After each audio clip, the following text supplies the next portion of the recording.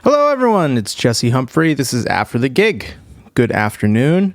It is Tuesday, April 28th. I am very excited about today's episode because I have one of my favorite artists ever from the Cranston area, and that's a period and then another sentence. He's just one of my favorite artists, but he's also from Cranston. His name is Gavin Castleton, and we did this interview kind of around the time of the Monty Are I reunion show in Rhode Island, so it's a little bit old. It's before all of the pandemic craziness happened.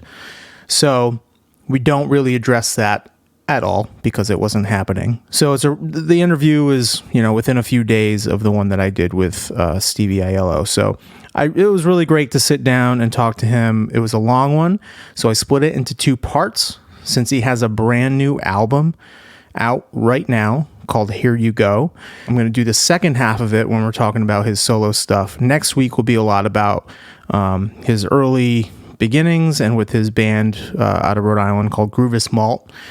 And very interesting stuff there too. I just thought that this second half was a little bit more prevalent, a little bit more appropriate for the music that he has out right now. Very excited about that. Gavin, as a solo artist, has released a ridiculous amount of music. A lot of the albums that he's come out with have been conceptual pieces. We get into a little bit about that and how his approach is and how it's changed from album to album. I've just always been a huge fan of his. We didn't really know each other before we sat down to talk. He agreed and he came over, and it was like really, really great to actually sit down and talk to this person that you've looked up to musically for such a long time, that is friends of friends and all that stuff. And it was just cool to have him over and talk and just hear his approach, hear a little bit about his opinion on music these days, and how some of those old albums, how I looked at them or heard them as a listener, and how it was just interesting to have him explain some of those concepts and explain where his head was and where he was coming from when he was writing those songs. So very, very cool to be able to do that. And long story short, he's a very, very intelligent person and artist, and it was really a pleasure to sit down with him. Also, I will be going live on Instagram this Thursday night at 8 p.m. Eastern Standard Time. So you can go to my personal Facebook page. I got the whole sound sitch all set up, and I'll answer your questions. Email me in something that you want to talk about during the show, afterthegigpod@gmail.com. Make sure you rate, review, subscribe to After the Gig and all that good stuff. If you can, check out patreon.com/afterthegig. Think about supporting the show. There's some cool stuff on there. And other than that, I just want to get to this episode. Let's just get to it. Make sure you stick around for the music after the episode. Without further ado, Mr. Gavin Castleton. You're in a good mood, and I'm happy for you. I'm happy for you.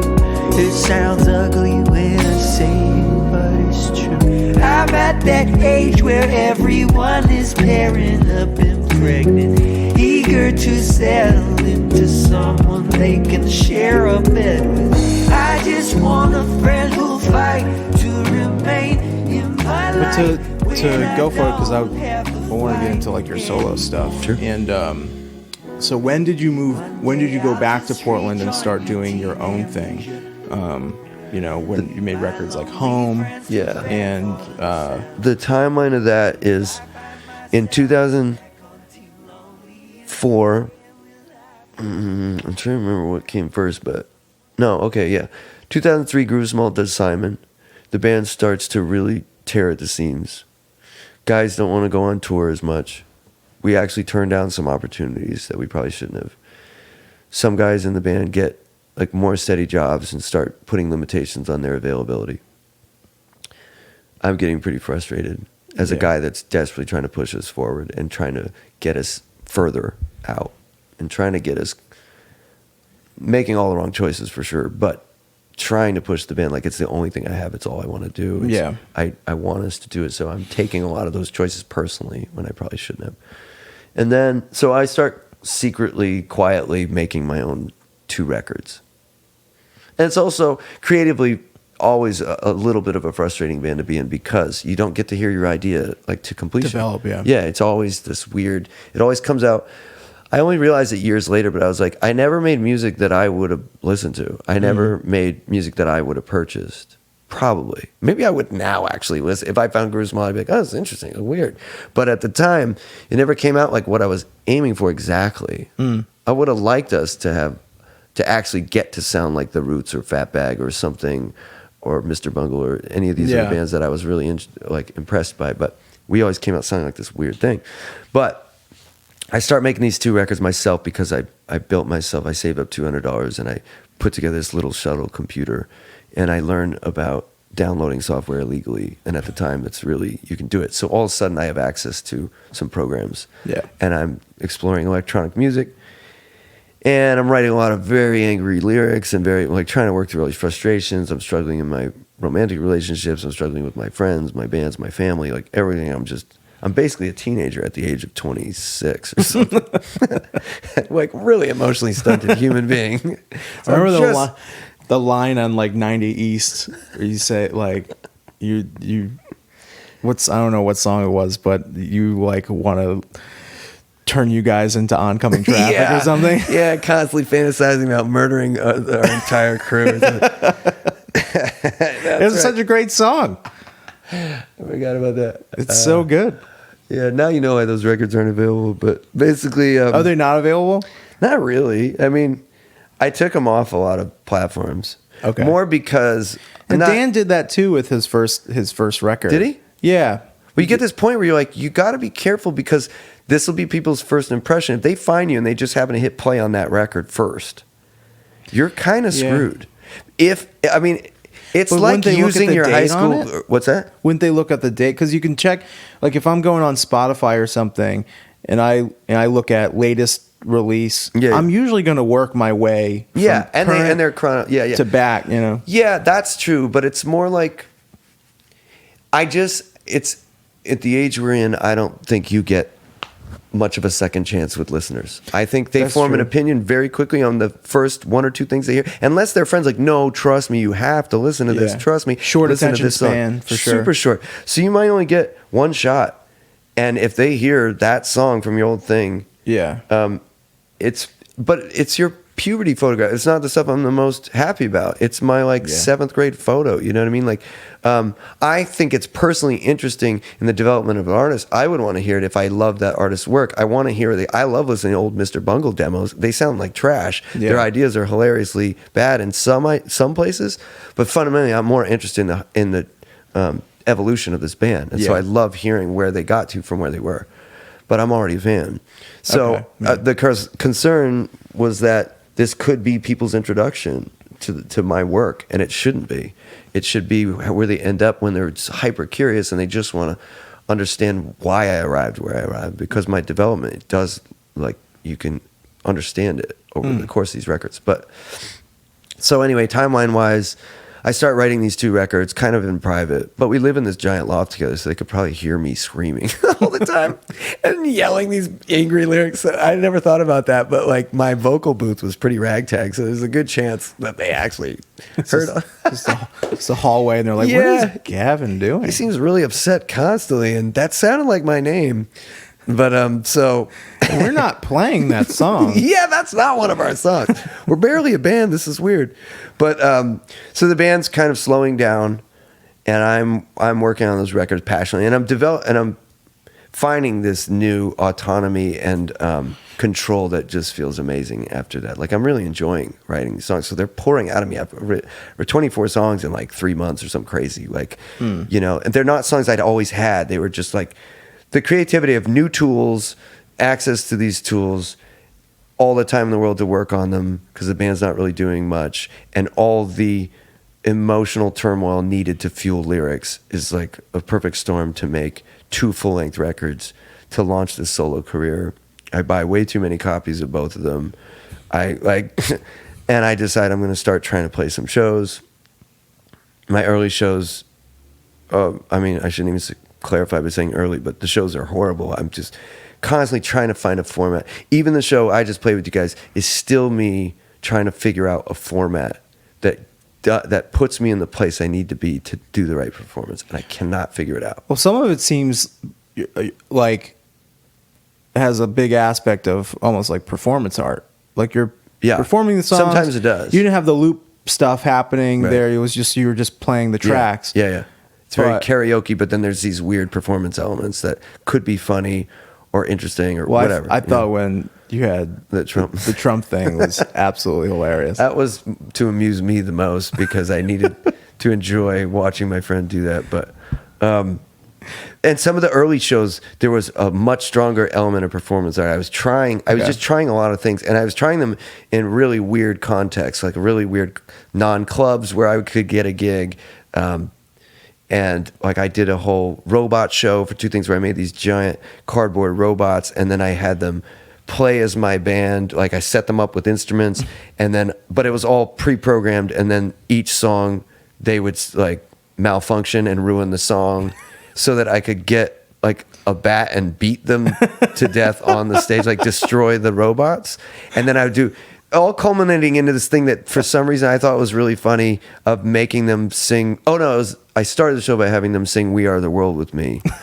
And then, but one of them would screw up, and then I would berate the robots, and then it culminates into me like destroying them, doing looping stuff, saying like, I can't trust you guys to back me up correctly, and then playing looping stuff, and then having a guy in a robot costume come out of the backstage and battle rap me about so being a robot. So it's like you're developing this story on stage. Yeah. Within the allotted, for like 7 people, and no one could probably know what I'm like. What is this? Like you're playing for 30 bizarre. minutes, and they have and yeah. I mean, I think I would watch that. And it's a story, and I get and there's all these little jokes in it, but it is my songs, but I'm letting them train wreck my songs over and over again, and then I do this one battle rap where I'm rapping. And the robot is rapping all these samples that are programmed from the soundboard that have to be triggered in time with my loop because nothing's to a click. And we have to hope that they're accurate. And all the raps, and it's this like rapping like that. And it's rapping about like, I still remember like, I smoked that Pentium-tron. I came from Megatron. Like, I'm the Will Smith bitch of tech. No, I'm the... Like all these, every lyric was a reference to a movie where the robot goes haywire, like Terminator, iRobot. So it's a really good rap in a way that's really funny. But as an audience, you might not even be able to make out what it's saying because it's like rapping like that. It's a really interesting concept. Yeah. But if the audience doesn't know, what that or you have to like. You have to take time to figure it out later. Mm-hmm. Yep. You can't figure it out in the moment. No, and I thought I sequenced the show so that you see the robot. I mean, it has an actual story arc and then at the end, I asked the audience to vote whether or not they want me to destroy this robot. But it's my friend in a costume, like a giant robot costume. And I did it 2 times. It was I took like weeks to make these paper mache robots. It took so long, and to program all this music and come up with this thing. And I was just playing at the Century Lounge for like 20 people, and I was opening for bands that were nothing like it didn't make any sense. If they only knew how much time and effort you put into it. It was so bizarre, but such a weird allocation of energy on my part. But I was just trying to figure out what could I do as a solo artist that would amuse me and make an impactful show. And then I did it again at Harper's Ferry, opening for these friends of mine, the Bad Rabbits guys, that actually liked my music and brought people to the room. And imagine you ask Gavin to come do because you heard Dark Age or you like Groove is Small. Yeah. And then he does this weird robot show at a sports bar. And then at the end of that one, I feel like I asked them to vote on whether or not to kill the robot. And the people are belligerent, so they tell me to kill the robot. But we had planned for it. So I cut off his arm, which was tucked inside. And we had this blood ready to shoot blood out of his armhole. But unbeknownst to me, he had been told backstage by a stagehand, you can't squirt blood all over the stage. So we had this whole rigged up thing for him to shoot blood, and then he had to cancel the idea. So I cut off his arm on the stage, and he tears off his helmet and starts screaming. And there's no blood coming out, so I'm highly confused by what is happening. And the audience definitely is like, what the is fuck? this? Yeah, it's like so strange. It's such a strange series of events. They thought they were going to jokingly tell me to cut his arm off. Then I really did, but then there's no blood. But the guy seems really upset and is screaming and runs off stage in a giant costume.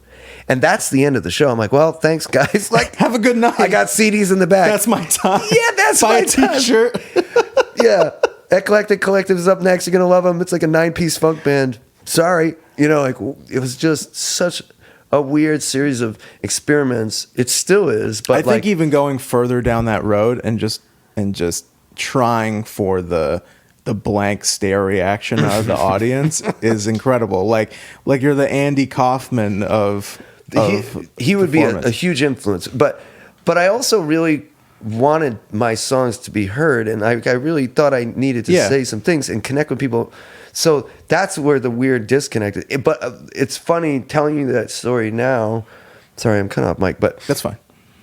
that Weirdest Trophy performance at the Strand is the great-great-grandchild of that Robot show. That's still me in my head, like the performance art piece, finding that really amusing. Yeah. And thinking, and like if I had more time and really thought about it, I might have tried to make that more cohesive. So throughout the show, he keeps showing up or somehow, but I also didn't want it to feel like a political show. I just thought that song is really funny to me, and my friend was going to be there, and I knew I wasn't going to have a band, so I needed to on stage do more. Right.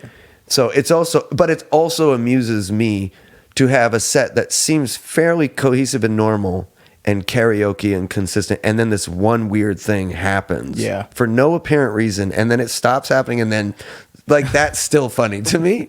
Well, it just stands out. It just really stands out. Yeah, it's just bizarre to like, put on a what costume is for one happening? song and then go back to what you were doing. It's like its own joke in a sense. But And you anyway. were taking, like, what was the you took off the t-shirts at the end? Yeah, Did you have was it 3 t-shirts?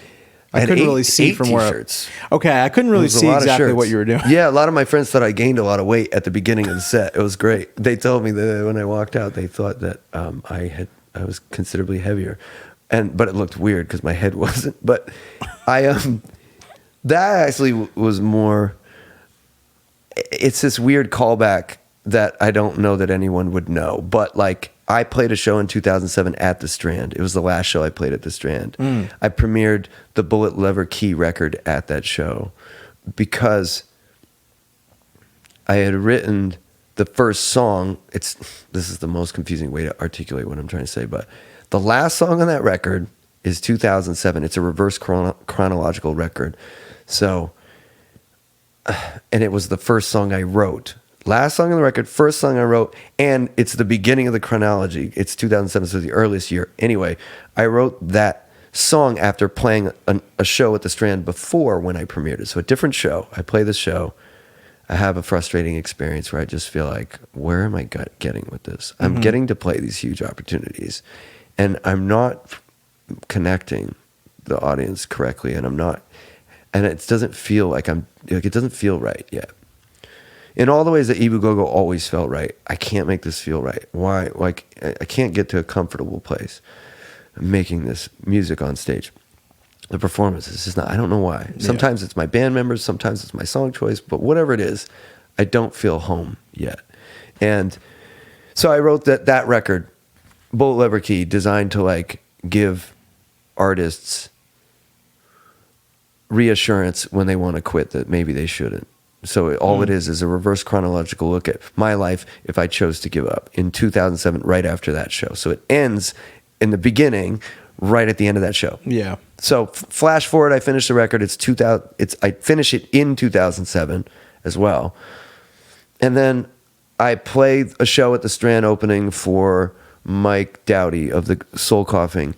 And I think Brett Denon plays the show too, this artist. 2 very good solo artists. Yeah. And then there's me. And I do this show. But I get a band together for it. In fact, one of the guys from Fatbag plays percussion in that band for me, Okay. and he plays on that record. Atticus Cole, a really, really talented percussion that plays in Lettuce. So, for that show, I wear these shirts, white shirts, with the names of the song, 2054, 2042, 38. I think I've seen a video of this. Maybe. Yeah. And I also did it at Harper's Ferry, the scene of the crime of the robot thing. Yeah. And, yeah, I tried it there too. But I wore the shirts and I just pulled them off for each song. And I had, for those shows, I had like a briefcase and a tie for the beginning, the end, AKA when I'm older. But I couldn't get prosthetics to make myself look like, in a perfect world, I would have somehow been able to look very old and then not. I could just walk a little slower and act a little older. But I don't think that really made it to the audience. I don't think they got that. But I wore those shirts to help explain what's happening. Flash forward 10 years, I'm doing the Monty Are I reunion. And and I knew that emotionally it was going to be poignant being in that room where I grew up. The Strand was the most formative thing in Groove Smalt's life in a lot of ways for other reasons. A lot of our biggest shows were there. Our manager worked there, and we kind of worked there, and all kinds of things. So it's an important room to me in Providence. Lupo's is too. I mean, all these rooms were informative for sure. But Yeah. So I did the inverse. I did the black shirts for it. Same idea, reference to the last show I did here almost 10 years ago, more than 10 years ago, I guess. But like, and in a similar circumstance of how do I make this show interesting as a one person? How do I communicate these really, not to give myself that much credit, but this pretty unconventional song list to this audience that's not. I would say it's pretty unconventional. Not open to that. Yeah. So it was kind of this reference to this earlier thing. But I also just loved the idea of this joke spelling out so slowly that the audience would be forced to pay attention. I knew that attention was going to be the hardest thing about this night for me. I had no idea how bad it was going to be and how hard. But I knew it was going to be hard because I knew these were not my people. And I knew that they were there for a very special thing. We had the same. And then there's me. We had the same struggle with our set. Totally. So. I assumed you would. You guys were louder, which was good, but not loud enough. Yeah, You know what I mean? You got first support volume, but it still wasn't correct. The whole thing was just like finding the balance of like, okay, these people are here to see Monty Are I, which is a very high energy rock heavy show. Totally. And they know the music, they're fans, it's all friends and stuff. Yeah. And the balance between that and like these people aged 10 years, maybe it would be nice for them to hear a little bit something different later. Because we were, whatever. I had a similar opinion, where I was kind of like, they might be open to hip hop now. It's 10 years later. They probably heard it quite a bit. So I'm going to lean into that because the other two acts aren't going to do that. But I actually think, and they're out to party, so I'm going to play some more bouncy stuff instead of my sad guy stuff. So I did put a lot of thought into my songs and what I thought I was going to do, whatever. But I love the song choice. Like I was out front for most for most of your set. And it was cool. Like I just think during when we were all doing the sound check, like it was a really cool vibe that all of us were there, we're all friends and everything. It was really nice. And then you have like the staff that doesn't see it that way. No. And when we were sound checking, I remember having like, my hi-hat mic was like 3 feet off the hi-hat, like to the left. Yeah. I'm like, is this picking up that and the cymbals that are over here? Because I don't see an overhead. Like I'm fine. I'm not trying to be whatever. But then it was just like, it sounds fine. I was like, all right. Yeah. Do we want to? Yeah. Is this your job? Like, are we going to try to do this the right way? To be honest, like staff at Lupo's has always been that way. Like since I was a kid, that's how they behaved. Always. Yeah. They never wanted to be there. We used to have. There was another guy. I hope it wasn't Mike, the actual guy that was there that night, but he was around back then. I knew who he was, but there was a guy that used to mix at the Met. I still remember our record release party, how much work we did. Our first CD, maybe it wasn't that record, but some record, huge deal to us. Yeah. You know how it is. And promoting our asses off. We sold out the club, and we got our friends who could play strings. We did what Monty did, whatever. You know, you try to make it a big thing. Yeah. And he said, we get these string players, we rehearse like crazy with them. We got a tap dancer. Like we made programs to hand out at the Met in Providence. I mean, we were doing all this stuff to make it a special night. The guy wore a tuxedo to hand out playbills that were just full of nonsense that we thought was funny at this show. Point is, like, it was important to us as artists, is what we were trying to do. And I still remember the sound guy coming up. We're the only thing he has to do that night. And he goes, well, guys, listen, how about tonight we lose these guys, gesturing towards our string section. And there's not going to be a lot of room up there for your horn players. Actually suggesting that we remove members of our band so that he could wire the stage easier. And recognizing in retrospect, we probably should have thought about stage size and all that, sure. But what a weird thing to suggest. Like, how do you ever tell a band to lose members of their band at their headlining?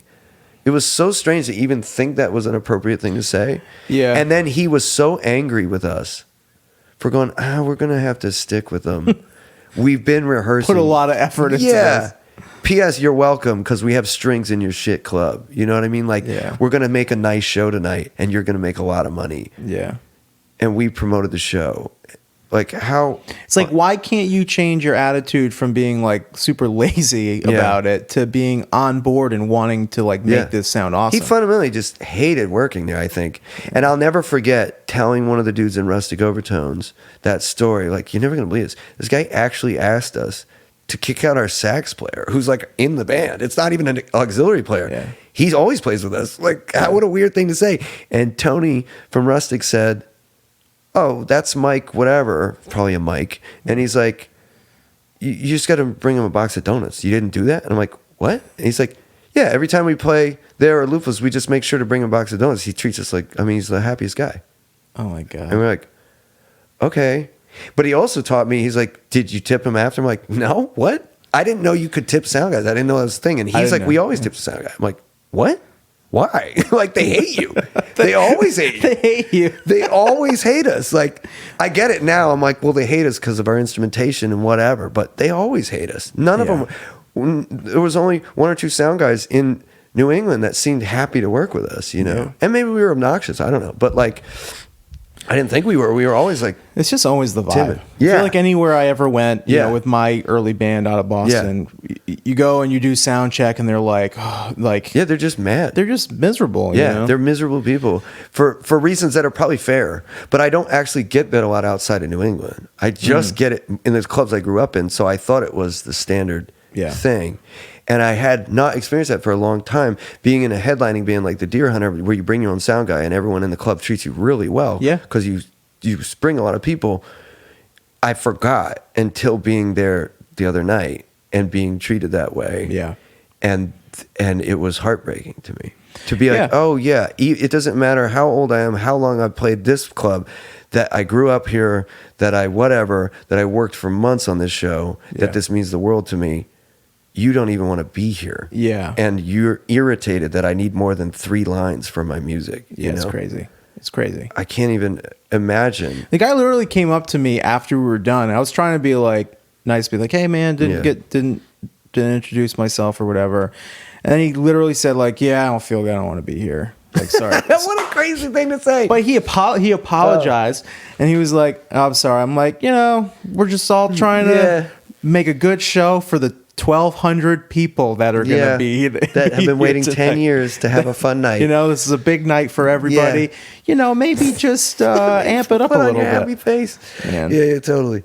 Mike was really nice to me. He tried to help me work through my issues, but my pedal broke because he didn't want to swap out 2 XLRs. Yeah. He wanted the drums to be over here and he didn't want to go like this. Yeah. So he said, reroute everything in your pedal that I've been programming for a month and a half. Yeah, it's just so silly. And then I tried and then it crashed my pedal and I couldn't do my set the way I was going to do it. It's so silly. So it was really hard to feel good. It kind of squashed a lot of the nostalgia I had about, I remembered all the downside of working in those rooms all of a sudden. I was like, oh, I forgot how much they're not stoked on creativity here Yeah. sometimes. You know, like I love what they did with that room. I had so many memories of playing these amazing shows there. And then there's also that other side of it of like musicians get treated pretty weird in this town sometimes. As much as support as we did get, I also just a weird feeling. Anyway,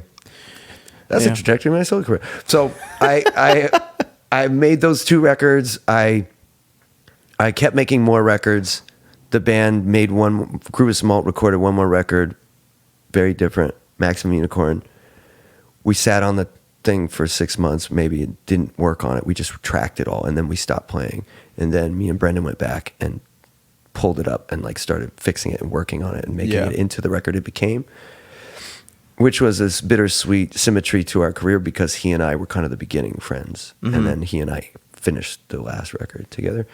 And then I was then doing solo stuff, and Ibu Gogo started a year later. I did, and a lot of my friends like Monty, Justin from Monty, and Andrew, and not to disparage the other guys in any way, but those 2 especially jumped in and like helped me make videos and told people to go to my solo shows, and probably invited people that asked them why did they have to go to these weird experiences that didn't end up being really strange. I'm trying to do these local shows and get shows. I'm playing with the Bad Rabbits guys. I go on a tour with them, trying to figure out looping stuff. I start doing more looping stuff to figure out a format.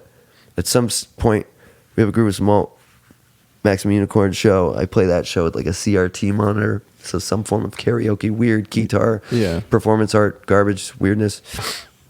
I do Bullet Lever Key, a couple other records, and we're all starting to move into our own apartments away from each other in a way too. A lot of the other guys going back to school or doing something more formal. And then I have this massive breakup here in Providence with the person I've been with for 5 years. And then I start writing home at that point in Lincoln, here. Justin helps with the artwork for that too at some point. And I'm running around New England recording with Rob Pemberton, the guy that tracked Simon. Soundstation 7 was now working out of Fairhaven. So I go and I work with him for most of that record. Now that record, was that written with your ex at the time? Yeah. Okay. It was, well, sort of. I set out to do that. I wanted to collaborate with her. She was very creative, but I'd never really properly collaborated with her. And I was trying to be a better person, and I wanted to let her write her side of the story. I knew that I was going to color the story a lot. Yeah. Because I was in a lot of pain. And because I was still just really self-absorbed, obviously, because the record, obviously, because listen to it. But anyway, so I had her write the female perspective from the beginning, and then things in our breakup, which took a long time, got more and more tense and terse as we were meeting other people and, you know, extracting ourselves or whatever. And I couldn't really maintain, you know, amicable collaboration. Halfway point, so that's when in the record the zombies hit, and then from there things deteriorate. So that idea happened mid writing. I think I knew I wanted to have zombies in it. Okay, because we both love zombies. Okay, but in a lot of ways the album developed in real time. Okay, even the punchline of the record I didn't know until I arrived at it, because I did a lot of, not enough, but I did a lot of work on myself in the process of the record as a person. And so I wouldn't have had whatever wisdom is in the last song. I didn't have it when I started the record. Interesting. I only arrived at this realization at the end. And I wanted that because I knew, I did know that it was a process, a grieving and healing and learning process, the breakup. I embraced it as that. I didn't run from it. And I wanted to chronicle it with the album, but I also really wanted her to like the album, and I also really wanted to try all these creative ideas, and I also really wanted to collaborate with her, try to, you know, there's all these things. I wanted to document our relationship, so the first half of the album is like flashback, kind of. You know, it's all like before. Oh, it feels like that. Yeah, like it's happy each other in the workplace or whatever. There's this love history thing. That was at Daily Bread down the street. Interesting. That Coffee Locks takes place in there. And That's such a great album. Thank you. Just have to say that. Thank you. It's really, really awesome. It was kind of the first, in a lot of ways, it was the first real album I made for solo, I think. But also because I had an actual budget from a small label, and I had, all the inspiration in the world to make something. And I was locked away in this house, and I wasn't working a lot, so I really focused on just working on that record. So it kind of develops in real time, mostly, and then that came out. But then halfway through it, I moved out of Providence. Or out of Lincoln, really. But I just couldn't hold it together in this town anymore. I was struggling so hard to feel okay here, and that I just packed my stuff and I kind of left in the night in a way. And I drove to Oregon, where my sisters were, and I just slept on their couches for a month. And I also, though, had tracked the majority of the record, so I brought those files and I edited them there. Oh, okay. And so I edited them in Oregon, mostly.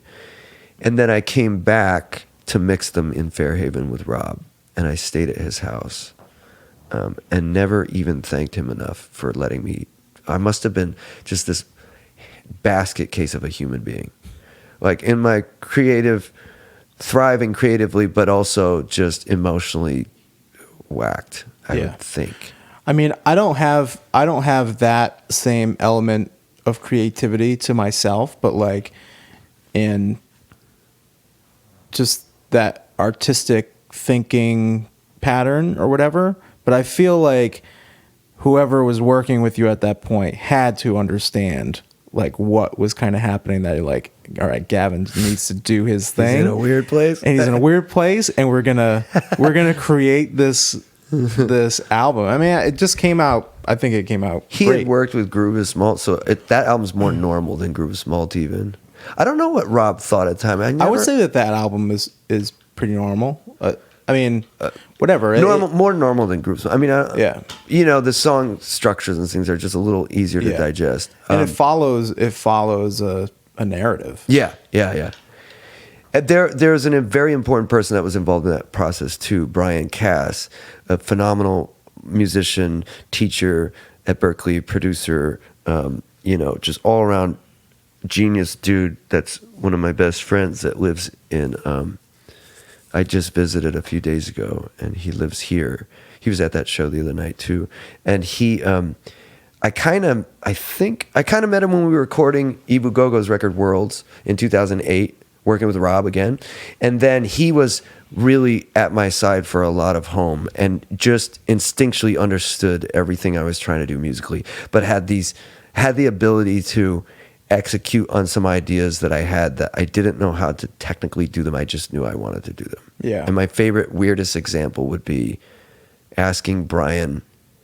He could just plug in and do, help with anything I needed to do. And he really got all the sense of humor behind different ideas. And like, we speak the exact same language from the cultural standpoint of referencing old movies or video games or whatever. He fits in the mindset of all the Ibu Gogo guys. We could all, we get each other in this one way. And I remember asking him at the end of a song called, I can't remember the name of the song, but it's like the third song on Home. Maybe it's the third or fourth song. I was like, this part needs to sound, it's when we like finally kissed. It needs to sound like we're coming out of the water like mermaids or something stupid, like dolphins or something like something. Is that the really Disney. The really orchestral sounding song? It's like, maybe it's this thing that I'm trying to remember, because it's not War Paint. It's the one before that. But it's the end of this song goes into this weird groove. And going into it, there's this really weird drum fill that drops like an eighth note. It should be just like that. It goes like this. Okay. And I think I was thinking of the one that has like the 3/4. Ding, ding, ding. No, that's War Paint. Okay. So the song before that, I think, yeah, I don't know. Who knows that album? Whatever. But there's this tom fill. Did you say who knows that album? Yeah. They will, because I'm going to describe it in the intro. There's this tom fill, And I was like, Bri, it has to sound like we're blasting off. Okay. This is when the two protagonists make out or whatever, or meet, or I can't remember, but it's a climax of this moment. Yeah. It has to sound like the toms of this drum fill take off, like shoot into space. Yeah. He's like, all right, let me see about this. Like that's almost all the description I gave him. And he just goes away, comes back in like 5 minutes. He's like this, and he hits play.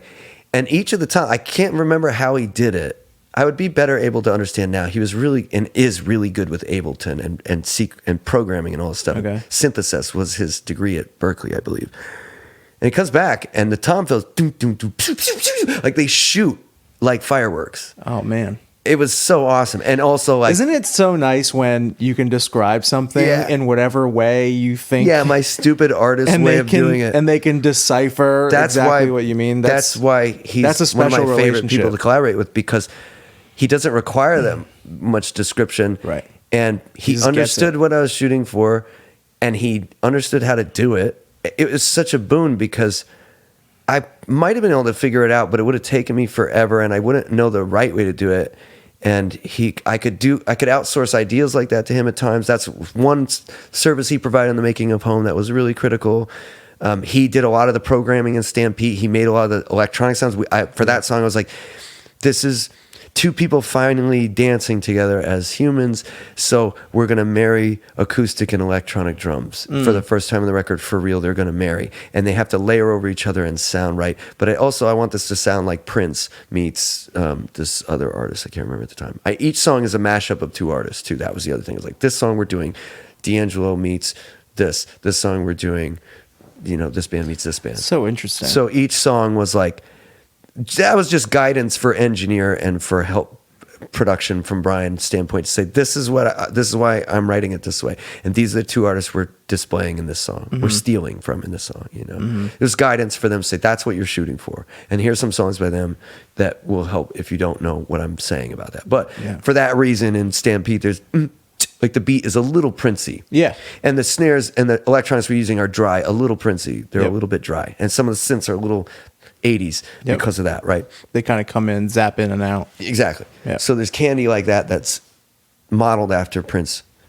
music, and we're dancing together. But it's a dance, like I wanted. So Brian programs all the drums for that, and he just goes away, comes back, plugs it in. What about this?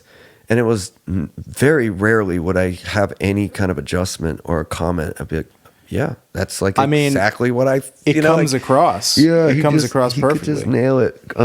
So it was really. So he witnessed all of that too, of me working through that record, and was critical in helping me realize this vision and being along for the ride of it, and playing wiffle ball with me in betweens and whatever.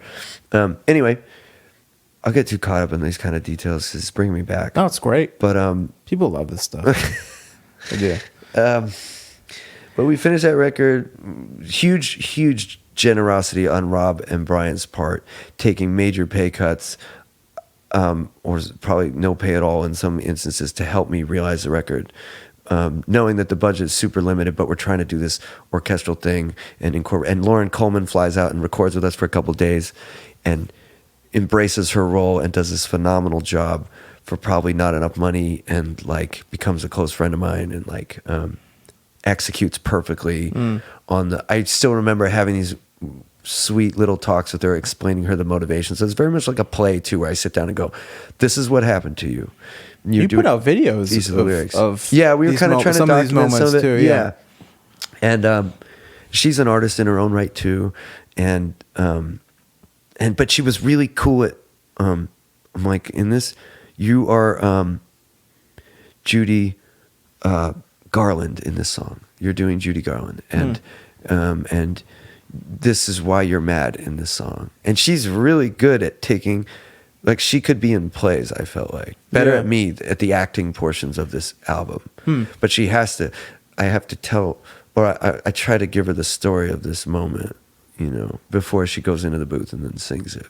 And she did really good, like awesome. I didn't really know her before this collaboration very well. My friends just said, you got to hear this girl. Wow. And she agreed to do it, and I heard her demos. And she sent me some takes of a song. I sent her like a demo. And I was That's like, cool. yeah, okay, come and do it. I had a list a mile long of women I wanted to do the role. And Really? I didn't even know her. And then I stopped looking she was the after one? she agreed to do it and was like, okay.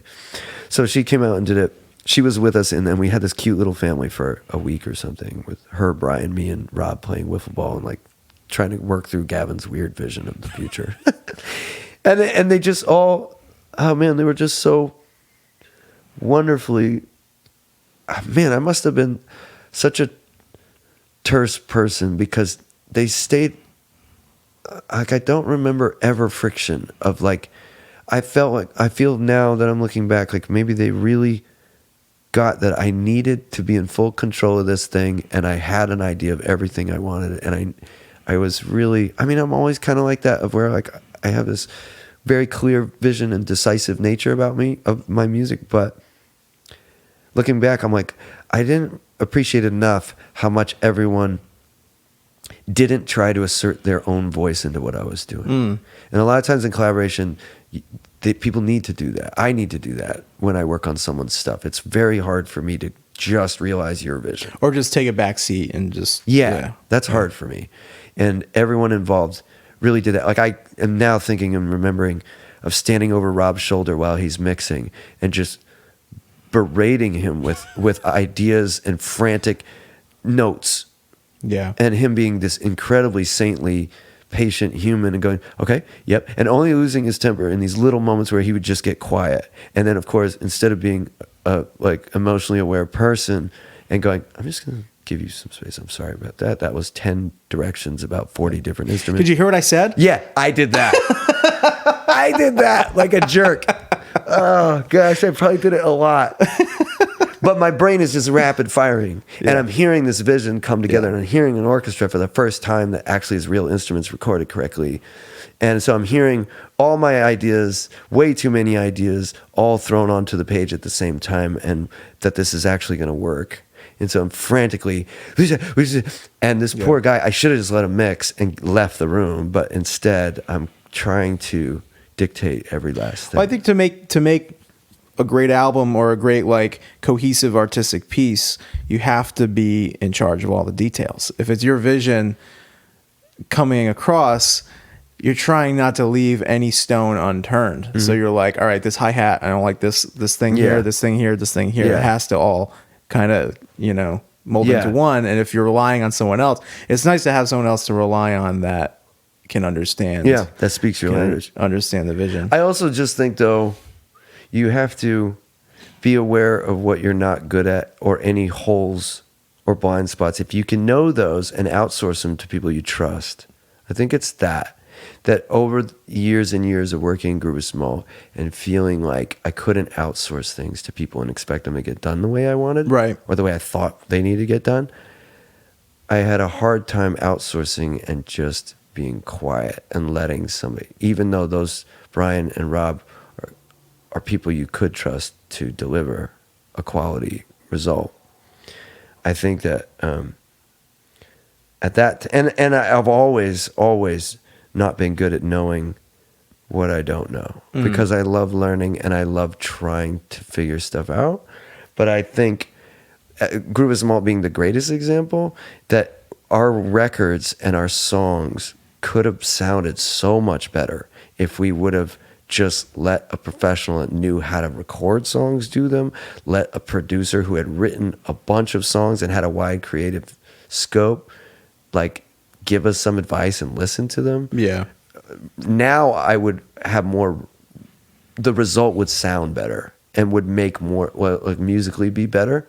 And I don't super regret it because we had to learn, but there's a cost associated with not letting people that know how to do their jobs do their jobs. Micromanaging in any career, there's a high cost to it too. Yeah. The better move is hire people that you trust. Like, hire a drummer that actually has great ideas and really good pocket, and then you don't have to explain them the good ideas and good pockets, right? Yeah. Or like, and I was not as good at hiring as I should have been. But who are some of the you just mentioned, hiring good musicians and people that you trust. Who were some of the people that you played with? Who was in the band on #Blessed? No. Because that like... Nobody. I don't think there is a band. Oh, really? No, I think most of that is... You know what I'm thinking? I'm thinking of the videos you put out. Oh, the live performance. The live Okay. performances. Yeah, those are... funny enough, one of those was Trump at the show. It's the Rare Futures guys. So at the time we recorded some live footage in the studio, we were on tour, me with the Rare Futures guys, but at the time they were called Happy Body Slow Brain. And it was this pool of musicians that I have known for a long time and have always collaborated with me and toured with me and been friends for a long time. Matt Fazzi, who was in originally Facing New York back in the day with me touring with them, and then he was in Taking Back Sunday and helped me a lot and has always been a fun person to play with, an incredible performer. He was supposed to play at the show with us. They were gonna be my band that night at the stand. Gotcha. And then when the guys asked me not to do that, he agreed to be Trump for me, and they just came to the show to support, which was pretty awesome. That's awesome. And so that in those videos is the band Happy Body Slow Brain plus these two drummers that I've been working with as long as I've known them, the Torres brothers, which originally were out of the Bay Area. These just insanely talented, so good, wonderful, humble, easy to collaborate with, frictionless human beings that I love to death as brothers. And together they're like a triple-headed dragon. And so lucky, that was the only tour we ever got to have both of them on the same tour. And we were doing this family band tour where we would all play together and play each other's songs. Like we do my set and then their set, or vice versa, or whatever. I think I was at that big thing. I'm pretty sure I was at one of those shows. The Fete, maybe? At Fete? No, it was in, I think, like Somerville or something at a very small... Yeah. I remember that show. Yeah, and you came around and hugged everybody after. Yeah, that was a really fun show. I had a really good time. That was me on one rum and Coke. That's what will happen. No, I don't know. But anyway, yeah, that was that band. That was one of those tours. We did a couple, but we stopped off at Brian Cass, the one I was just talking about from home. He had a studio in Middleton or Middle something. I'm really bad with the names in Massachusetts, but this cool studio out in the middle of nowhere there. And we went out there and recorded those live videos. So Brian's playing in them too. He's playing a baritone guitar in one or two of the songs. And Fazzi's band, and then the Torres brothers was the band for those videos. Is Brian the one with the had kind of long curly hair? No, that's Isaac, who now who played in Taking Back Sunday. He was in Happy Body Slow Brain. That's right. So I followed him on Instagram, and he's like the king of memes. Yes, he's the king of memes. Famously, I got him famous, internet famous. He would hate for me to tell this story, so I'm going to do it. I got him internet famous by photoshopping his relentless selfies of him holding burritos into a string of him holding dildos. And it made it to number 3 on Reddit. What? And terrorized him, terrified him, infuriated him. For years to come. Yeah, he eventually thanked me for the opportunity, but it took him a minute to understand the incredibly generous thing I'd done for him. That's amazing. And the title was called Barildo. Barildo. Yeah, and the comment I made, if I remember correctly, was, "My friend won't stop posting these stupid selfies, so I did what any good friend would do." And the punchline of it was the last one was him holding this massive burrito. Okay. And that one I didn't Photoshop. I just Photoshopped a chin strap dildo on his face. And so I think that contributed to him making number 3 was this kind of like flip at the end that amused the internet paparazzi or whatever. Anyway, Isaac was an old collaborator too that is always around this crew, and I've known for a really long time and had played in various formations of the group. Okay. So he's in that video as well. Brian has glasses. He's an older guy, and he's not in their hair metal band looking band guy. Like they're all kind of like hair guys. Me and Brian aren't. We're the non-hair part of that faction or something.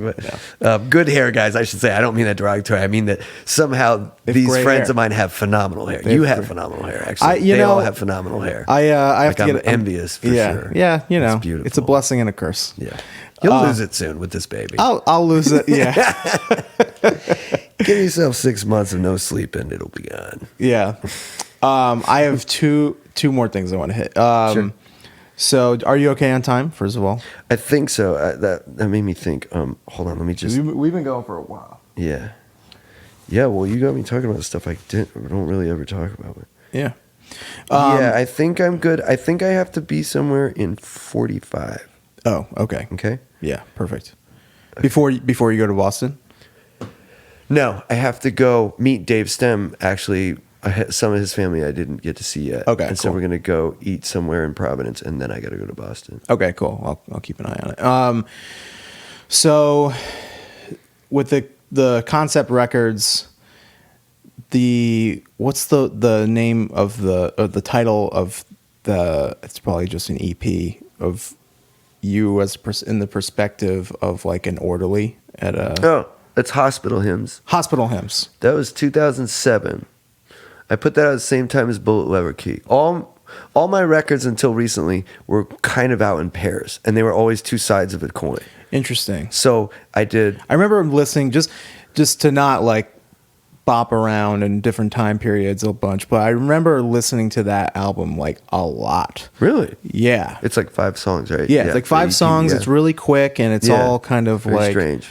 And I just remember hearing it and being like, "This is like an interesting kind of color of a record." And I didn't hear anything like it around that time. That's the record that got me the budget for Home. Actually, that makes a lot of record sense. that got me this deal with this guy, or that was the first thing he kind of put out a little bit. We made a little simple licensing deal or something, and he thought that was interesting. I did that. I worked here. I did a string of doing. At that time, I was making a lot of records really quickly, and I did a string. Like I was putting a lot of energy into music, and I solo stuff, and I was working temp jobs to try and pay rent, and I got a job working at Kent Hospital in Warwick. Okay. And I was just delivering stuff from a stock room to all these different rooms. And so I had a lot of time to think and a lot of time to reflect on what a weird place that is. Hospitals in general, stock rooms in general, the people you work with, the waste that you, like, the stuff you throw away is weird. Everything is just weird. Yeah. And in fact, I guess I can't get in trouble for this anymore. The first flat screen monitor I ever owned was because that hospital told me to throw it away, and I just hid it by the dumpster and took it. And so a lot of my records were made on the monitor I stole from Kent Hospital. And It's amazing. And all the syringes I used during that record. But anyway, I worked in there, and at that time in my life, I was trying to figure out.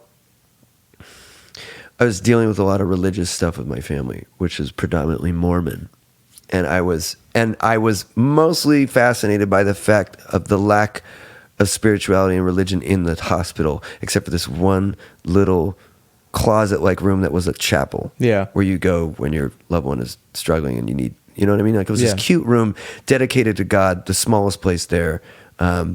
Such a strange idea to me. It just in general fascinating of like, oh, this pocket of spirituality in this sterile environment. How bizarre. And who uses this room and what's the deal? You know, whatever. And anyway, I designed that record as a litmus test, a spiritual litmus test. I wanted to make a record, and I didn't think I did a good job at that. So I don't expect anyone to see it that way.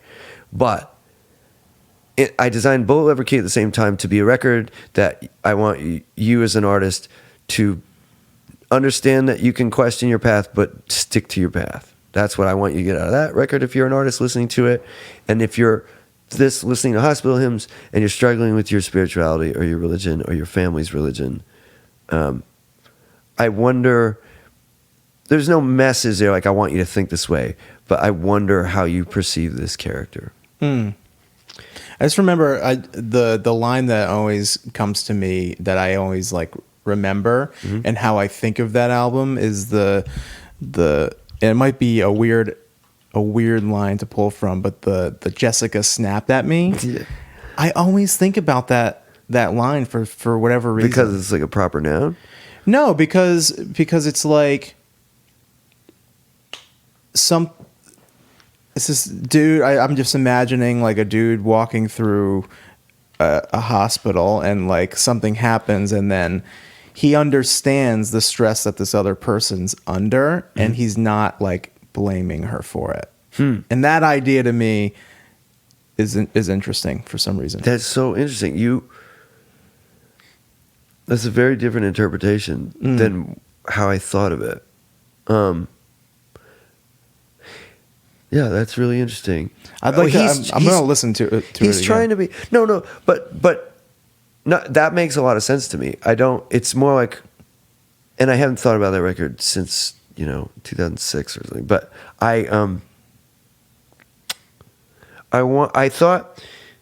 to me, that man is 76. He's old. Yeah. And I actually wrote, I don't want to go off on this tangent, but there was a point in my blog at the time, I started writing all these pieces, fictional pieces that filled in gaps of these records, a bullet lever key in between each of them.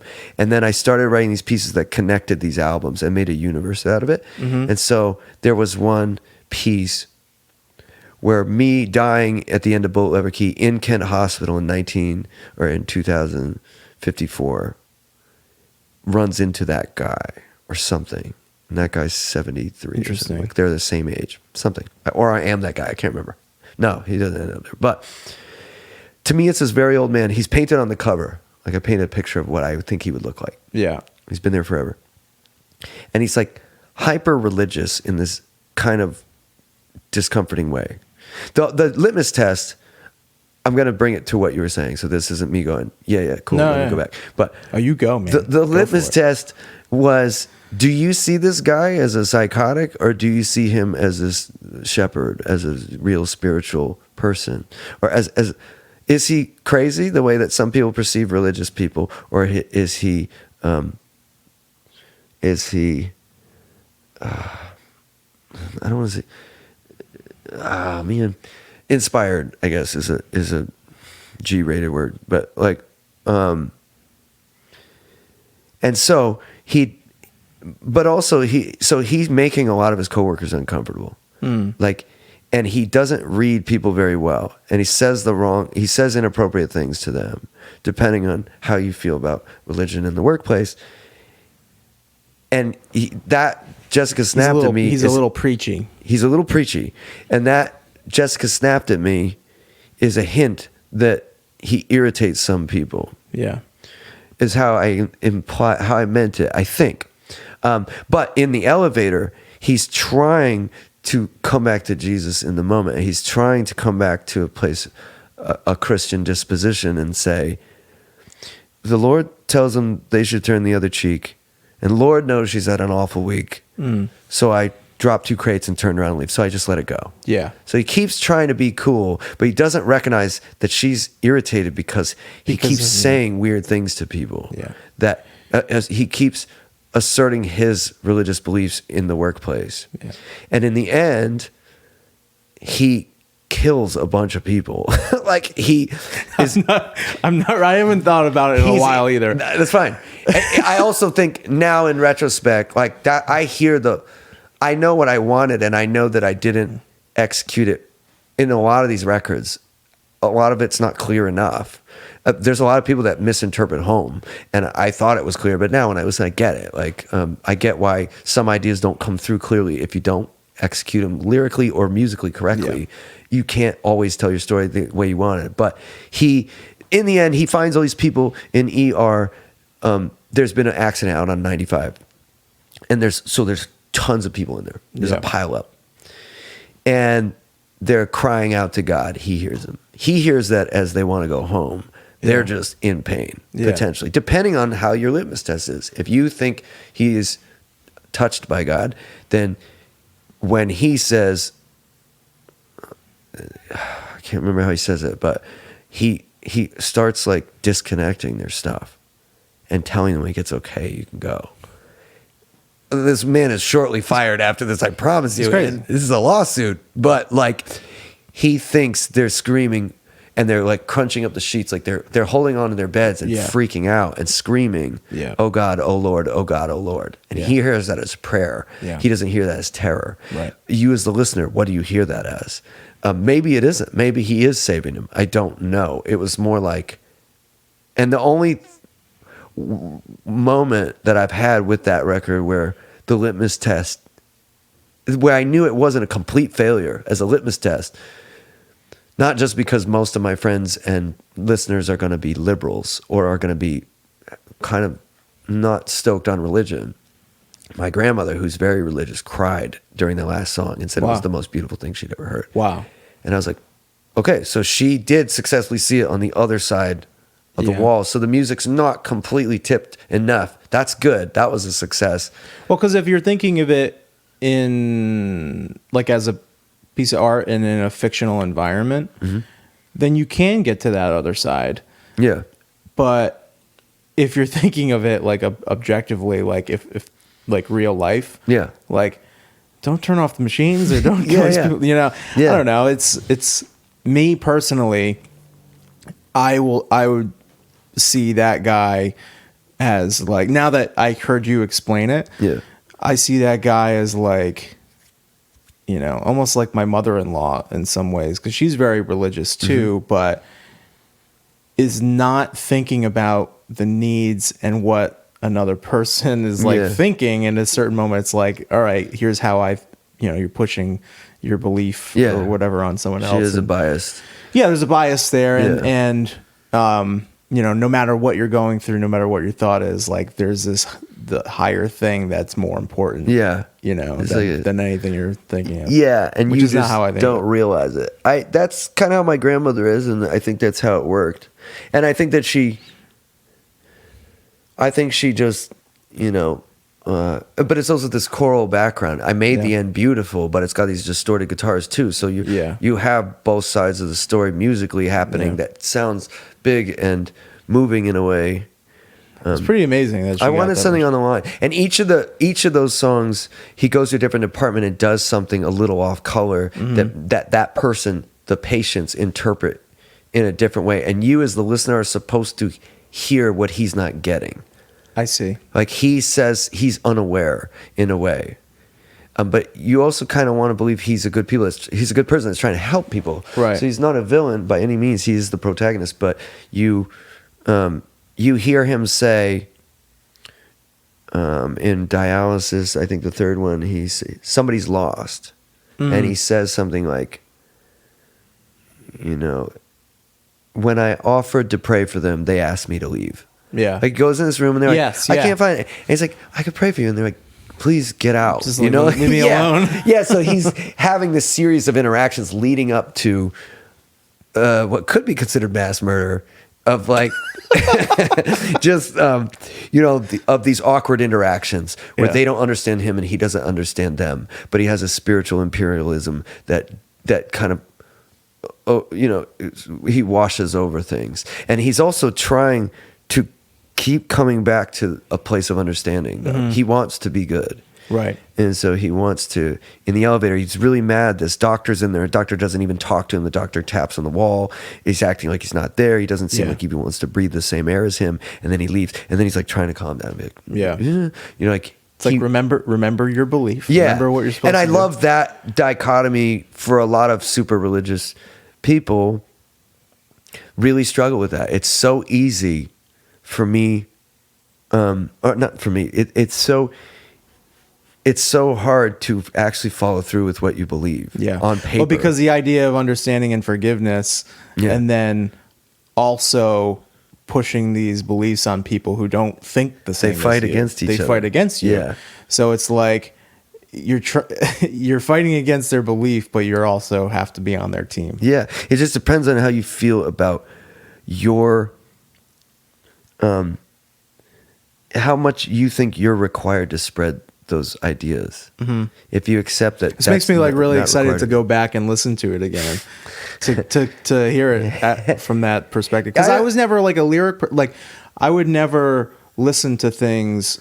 That's why just like maybe that one lyric stuck out to me was because I was mostly listening to the sounds, the groove, like how like the you know, orchestration or whatever.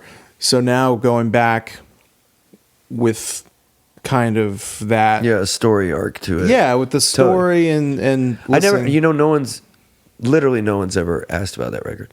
No one's even asked about any of the song or what any of it meant, or no, I don't think so.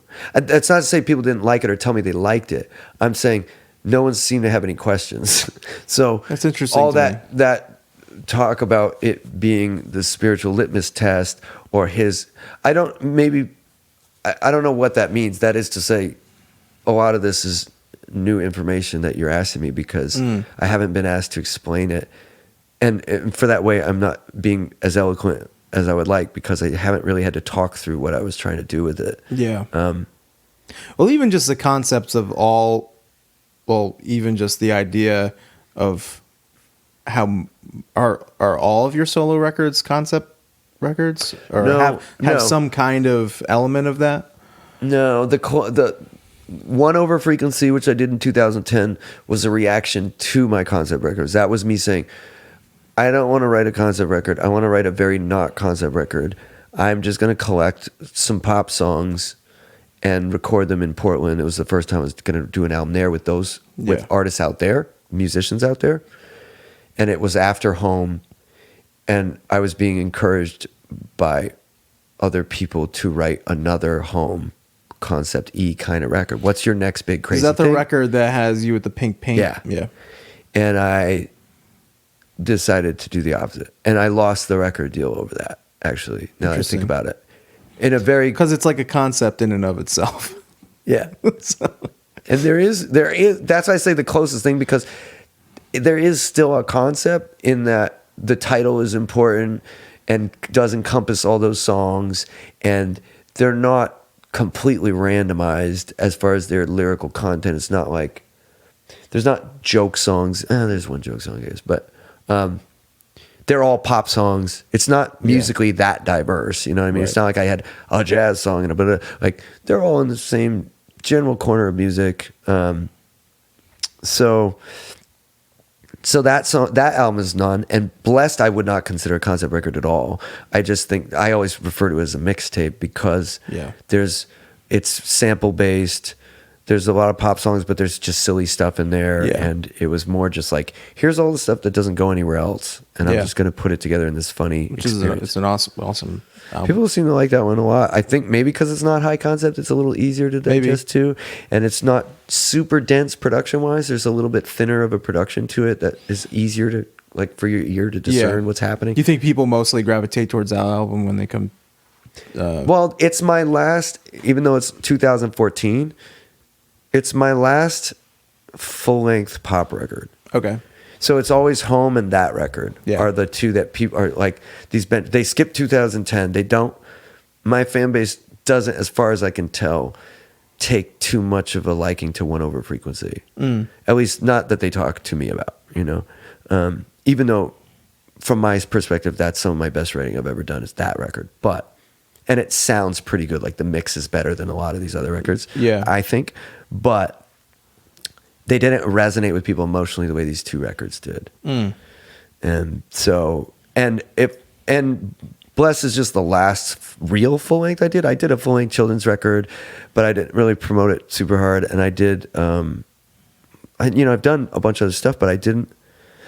But it's the last one I think they would perceive as a record. Yeah. And I think people want me as an album artist, not so much an EP artist, but I've been doing a lot more EPs lately.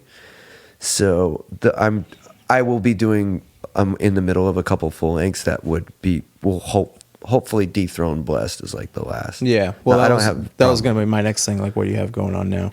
Yeah. I'm working on a bunch of records. I finally folder structured all my scraps and put them into 14 or 15 different buckets of varying degrees of completion and, presentability. And then I have, and then I put them in order of like when I should really get them done. Mm-hmm. And,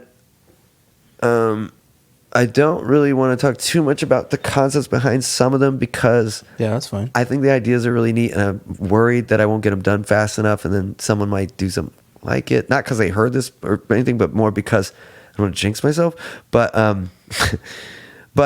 I am kind of leaning heavily towards more concept records this year that I wanted to do because I have these specific ideas I want to spell out. I've been really bad at executing what I say I'm going to do too. So I'm trying to be better about actually doing it first and then saying I'm going to do it. But I think that's funny. I think that's relative because there's a lot of people that say that they're not going to do something, but they also don't have however many out.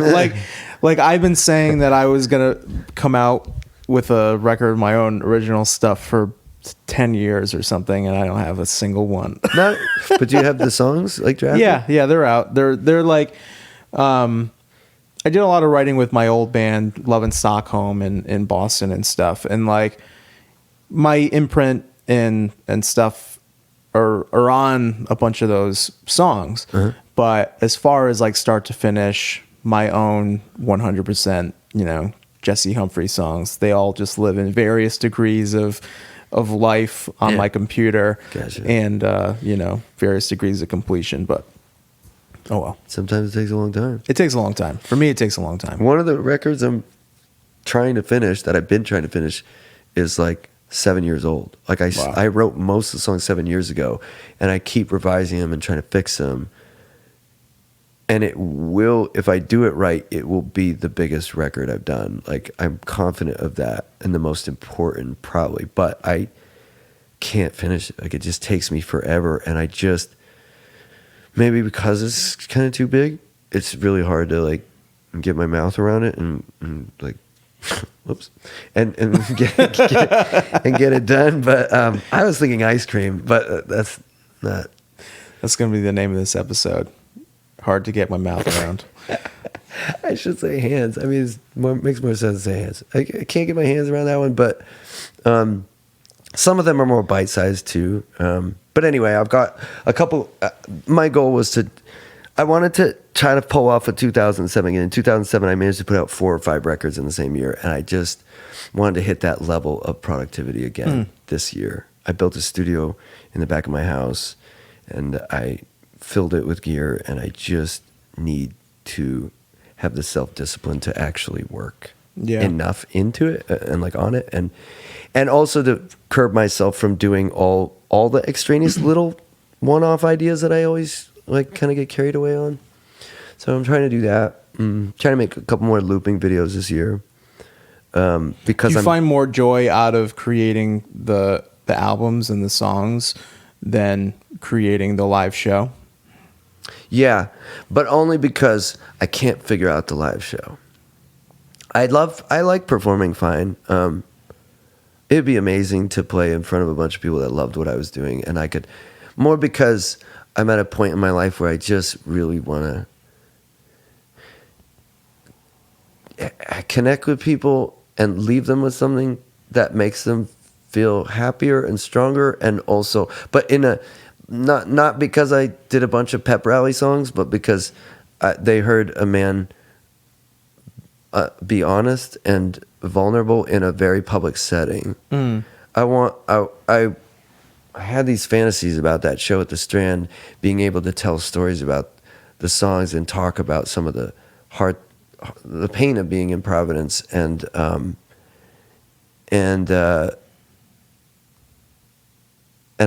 wasn't able to connect with a single person. I would love to be successful at live performance so that I could have a room full of people to talk to and feel like I had made them feel better about something. Yeah. There's been some of my favorite, the best I've felt after shows ever is somebody coming up to me and saying that this song helped them, this album helped them, or I played the song and it made them cry. Or I guess the best comment ever is, I feel like I know you from these songs. And they can't know me in the current live setting. I can't figure it out to the point where I can be comfortable and calm enough to be known correctly. Where it doesn't feel stilted or rushed or stressed out, where they just get to experience my personality and decide if they like that or not. Because ultimately, my fan base has to be people that like me as a person, as like an artist, because then they'll tolerate anything I want to do. I don't really want them to be a fan of a specific album or song or anything. I want them to just go, I like this person and what he's trying to do, and I support whatever he tries to do. Whatever comes out. Yeah. Yeah. That's way more critical to me to have a long, like a long game career that's tolerant of everything I want to try. Yeah. I'm very scared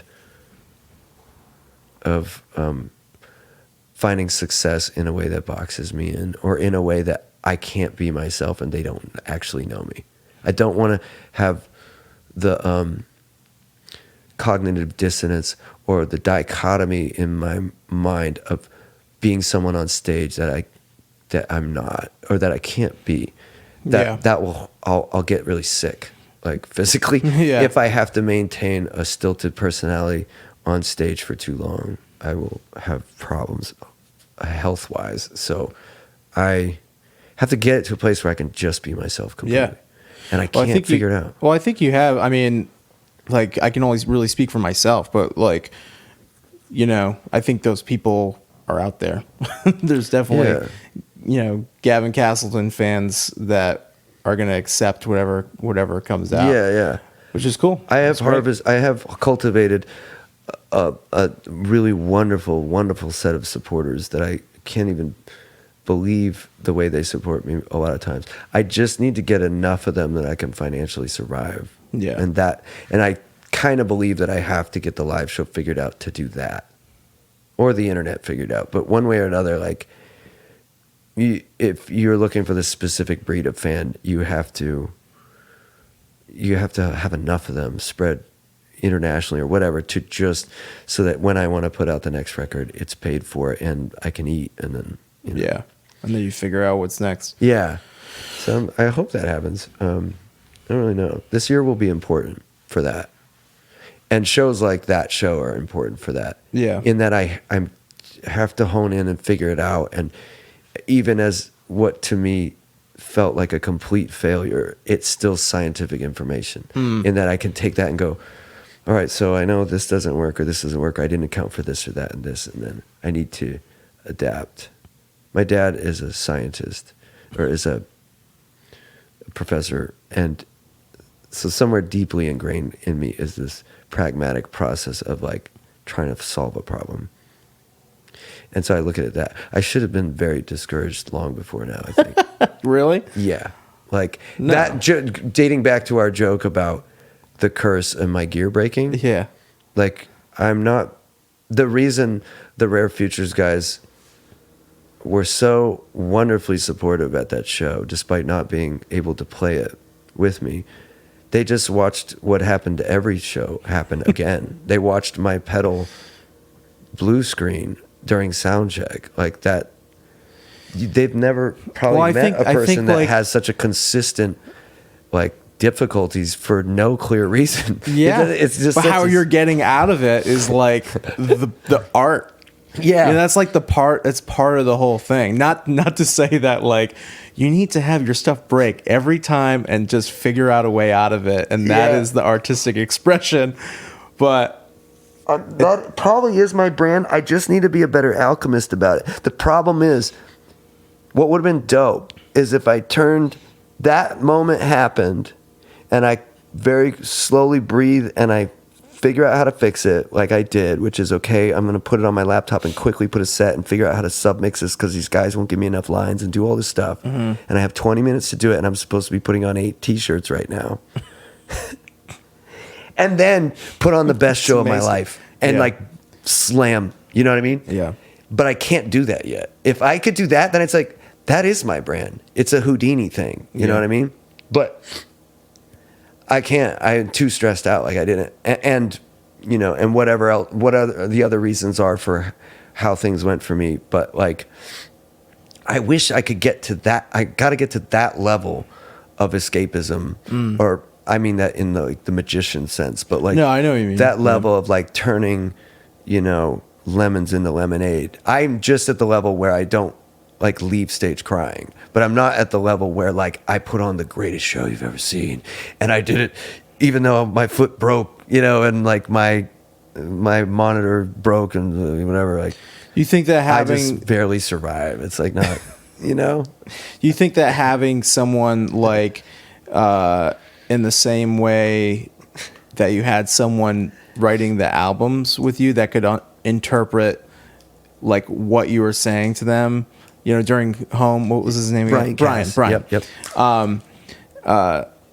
It sounds like you need that person live that can like understand. You know, it's hilarious that you're saying that, because I called Brian the day before the show and I said, you know, it's just occurred to me that if I could get a wireless mic for the show, it's going to save me a lot of stress on stage. The whole set is designed around how can I have the least stress I've ever had on stage. That's why everything. That's why backing tracks. That's why whatever. I want to see what happens if I can just relax and connect with this audience in my hometown.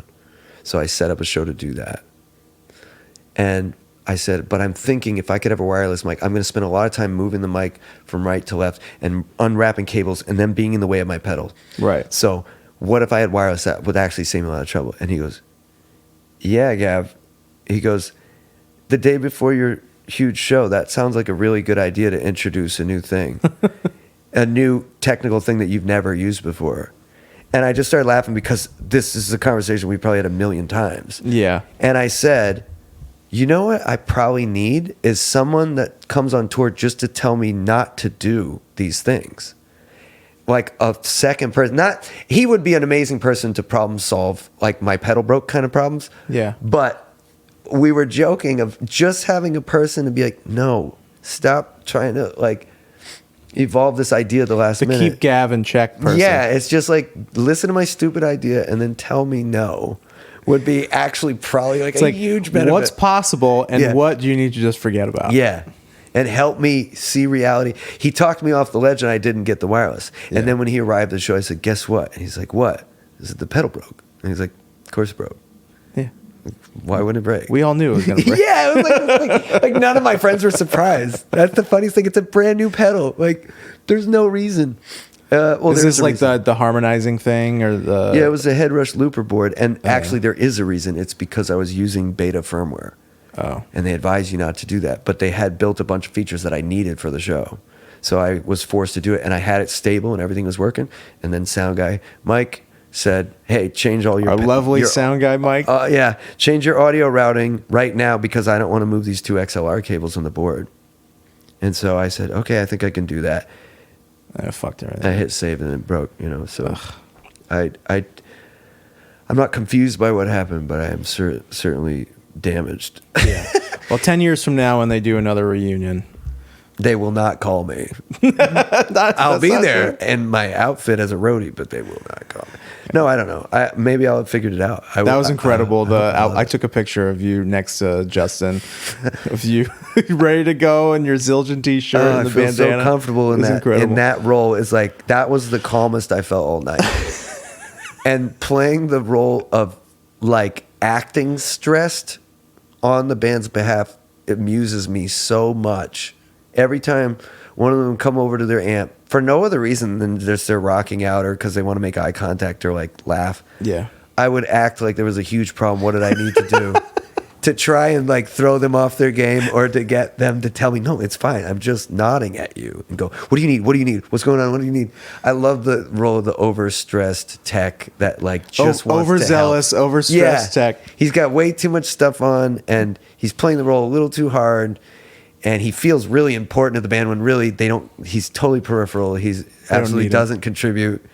And being at Justin's side and acting like I need to hold his water and open it for him, or like that's kind of. I fed Andrew Doritos in the middle of the song, which is like, you know, making sure Mike used to let me like pour a drink of water into his mouth while he's playing.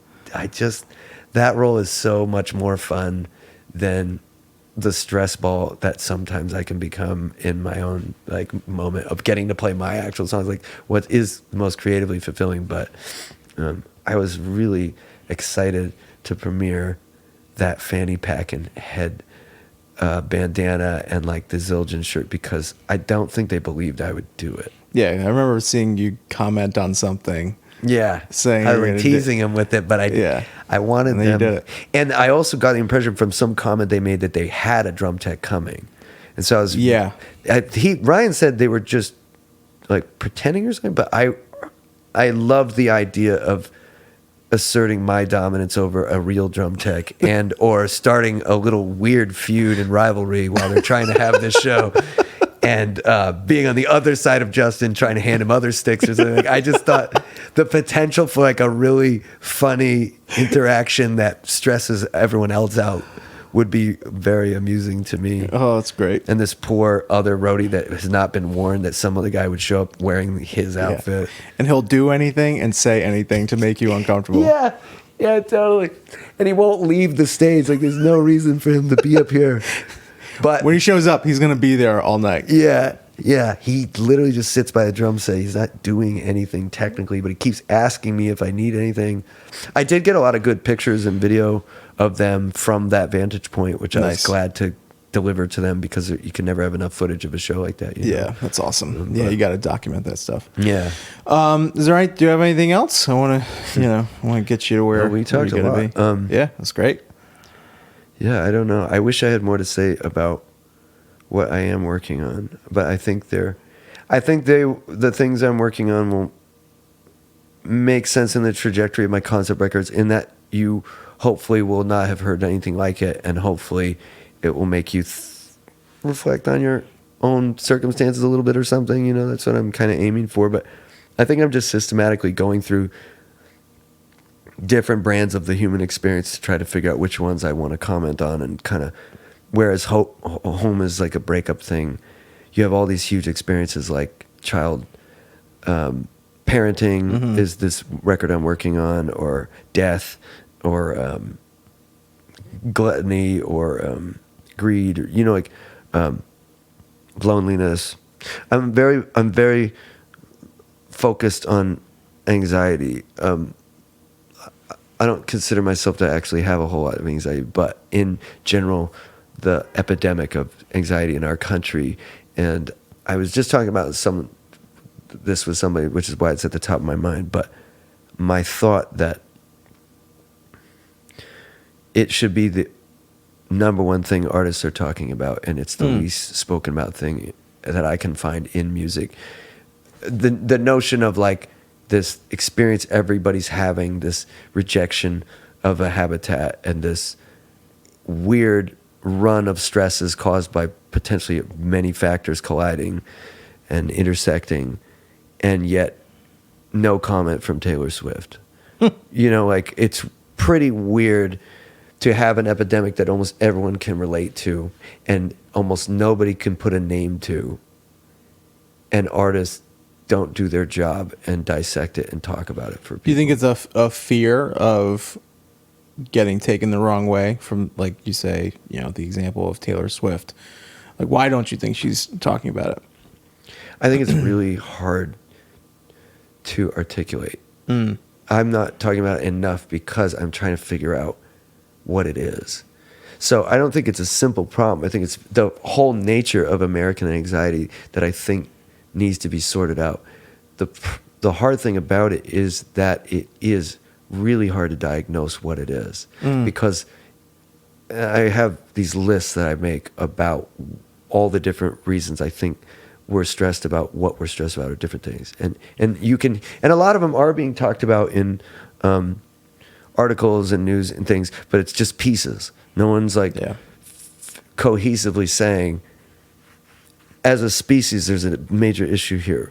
That I think about that a lot too, actually. Community. The anxiety in general, like why? Yeah. Why? Like, what is it? I think it's a very interesting thing. Yeah, and I think that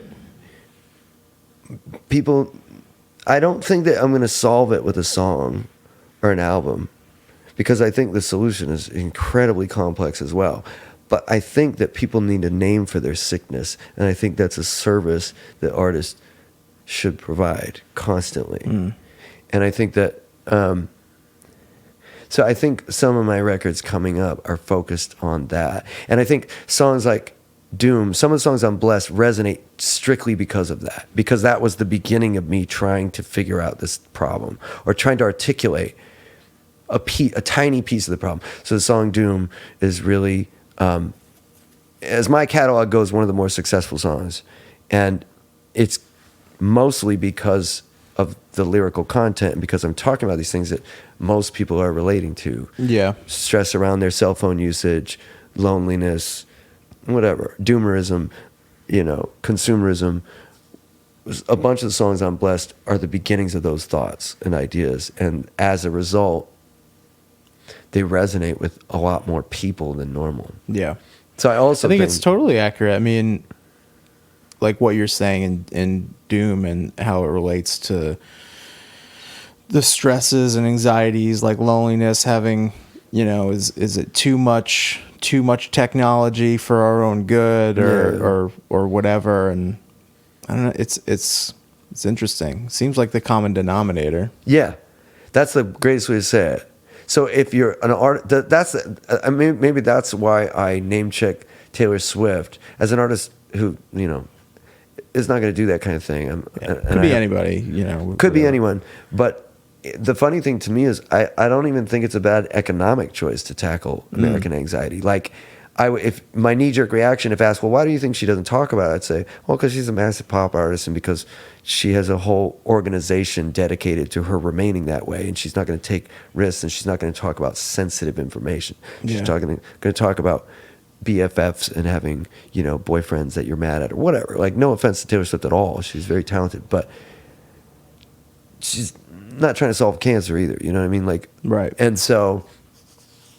But that being said, the irony is, to me, is I actually think Taylor Swift could talk about it and it would make her bigger. It would mean a lot. Totally. She has this podium that'd be amazing to say things, but her fan base is probably dealing with so many of these issues. Is it wouldn't be foreign to her fan base. Right. Some of the things I want to talk about in some of my other records would not go over well with Taylor Swift's fan base. But talking about anxiety and to super generalize, but talking about the general, let's just say, mental discomfort that nearly every human I encounter is struggling with on one level or another, is not like an outsider's perspective. It's the insider's. So it would be easy to make money doing that. Yeah. I'm not worried about those records resonating with people at all. It's going to be easy for me to connect with people. I just need to do it in a way that's potent and offers some salve or balm for them while they do it. Yeah. You don't open a wound, give it a name, and walk away either. Right. But you can't solve it with a song. But you know what I'm saying? Like, if you can help them feel heard and feel a little soothed and start to think about the problem. Yeah. Because I think the problem's not solved because we don't have a coalition like compiling it and really looking at it and then coming up with a clear thing. We have everyone nitpicking at these little things. So you might solve this with medication, and you might solve that with environmental conservation, and you might solve this with economics or something. But no one's going, but as a species, this is really weird. But no one's saying like, I think we can solve this with getting rid of Facebook, because it's a bajillion-dollar industry, and you're not going to conflicts of interest. For sure. Exactly. And I think that artists should lean into that really hard now because they're needed more than they've ever been needed. Mm-hmm. Movies, and I mean that every kind of artist, but I just mean like, if you want to help people with your art, like, talk about a problem that is a common denominator like that. Yeah. That's why I will tend to talk lately in my old age, talk about death or talk about love. These topics are more universal. And so it's a lot easier to offer that service to more people, the service of naming their thing or the service of offering some other perspective that allows them to look at their thing a little differently. But I think that circles back to what I'm saying about tackling the human experience. I'm just kind of going through them and going, all right, everyone suffers from aging. I need to make records about aging. So I'm making a very, very serious record about aging because it's common denominator, and then death, and then loss, and then sickness. And, there's all these things that are really wide open topics. And if you open that we all experience, better said, universal. And so if you're an artist that wants to connect with the most people, you choose universal topics. The only difference between maybe the approach I'm prescribing and say the approach of, again, to sorry, Taylor Swift, but a Taylor Swift like artist. I only say it because she's the most successful, not because of anything about her actual music. But the only difference in tackling those topics is how you talk about them. If you want to talk about them like you're speaking to babies, or if you want to talk about them like you're speaking to adults that like really are trying to understand the problem. So if you want to speak to babies, you put it in most of the pop terms we're hearing, and maybe you sexualize it or do some weird stuff to it. But like fundamentally, you just use fluffy terms and you don't really talk about the dirt too much. You don't get in there. Yeah, you don't get in there. You give it a very minimal, back rub. But I think artists should be doing surgery because of how big of an issue it is, and just because of how prevalent and how dangerous it is. When you have suicide rates climbing, and you have all these things. Yeah. And for reasons we can't understand. That's just really bizarre. Yeah. Anyway, that's kind of where I want to go, I think, with that's interesting, man. next records. I'm psyched. I'm psyched to hear the stuff that you come out with whenever it comes out. And be tight if the next record is actually just a bunch of sex raps. And you're like, I feel like, what the fuck was he talking about? I just came on this to just say stuff that just sounds completely fuck with me. Yeah. My first record will just be sex raps for this next one. Yeah. Enjoy. Yeah, I think I got to call Dave now, I think. Cool. He's trying to figure out. Thank you. Dude, thanks for being here. Thanks for coming by and doing this whole thing. It's great. It's really nice to have. I think we got a two-parter. Yeah. And that is it. That's the episode with Gavin Castleton. Thank you so much for listening. Part 2 with Gavin will be next week. Make sure you rate, review, subscribe, and download the episodes. If you have any questions, email afterthegigpod@gmail.com. And also a reminder that I will be live on Facebook, playing some songs, answering some questions, having some fun. Facebook Live, Thursday night, 8 p.m. Eastern Standard Time. Hope you tune in. That will also be happening next week as well. Same day, same time. So, thank you very much, and I'll see you next week. Stay safe. Goodbye.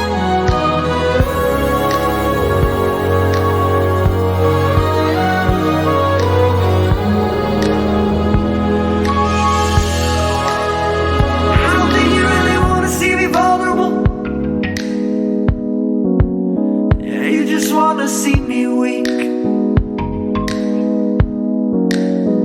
when you ask me how I'm doing. Is that compassion? Or do you want a front row seat? 'Cause one's about love and one is about your power. Am I prostrated enough like a proper coward? Will you just take back in the final hour, or just set me free? Am I broken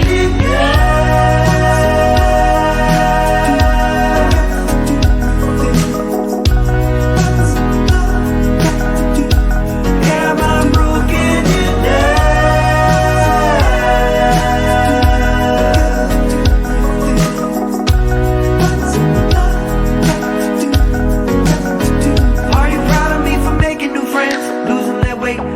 that nest, shedding that skin? Or do you want to see me happy with love? Or would you rather keep my hands in the air, empty and open, stagnant and open to catch you when you fall down in love? When that clown trips up. Am I broken enough?